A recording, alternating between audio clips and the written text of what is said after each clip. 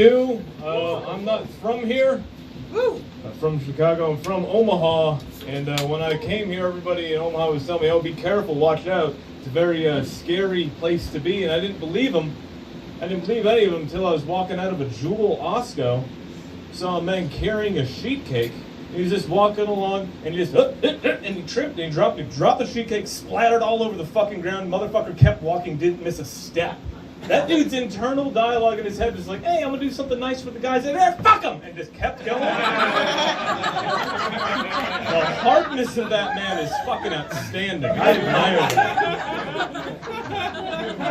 I'm from like a more conservative comedy scene, and here's a bit of advice. Don't delete any of the conservatives off of Facebook. Keep them. They're the most entertaining people. They're the only people on Facebook who will post shit in all caps that just says, my nephew was arrested for being a white man. And you read the comments, it was arson. Like, every and you talk to them, and like for the first bit, they're reasonable. They're like, taxes are bullshit. Then 2 minutes later, and the moon is a hoax. You know, it's crazy that there's people that just don't talk politics all the time. Like everything, the world's fucking dying. Everything's political. Like people will come up to me and be like, hey, nice weather. I'm like, yeah, for now. Like everything. You know? Fucking Beto O'Rourke. Beto O'Rourke is like the really hot guy in the cool band that you fuck, and then you find out he just does merch. You know what I mean? It's not cool. Somebody tried to get me to Andrew Yang. They're like, Andrew Yang, he's got such broad appeal, even white supremacists like him. And I fucking don't. I don't know. Not a ringing endorsement. At this point, if you're still into Trump, you're either senile or Ziegheil, you know what I mean? And a lot of comedians talk shit about communists, which is amazing. They're for a group of people that regularly line themselves up against a brick wall. Like, we know how this ends. Right? They get shot. That's the case. But just to put it simply, folks, if we kill our parents tonight, we will have better furniture by tomorrow, all right?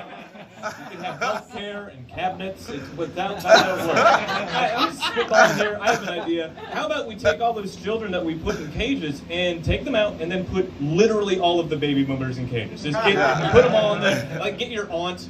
You know, just like, oh, they took the feminine side off of the tampon box. You haven't had a period since the Ford administration. Get in the cage. You know?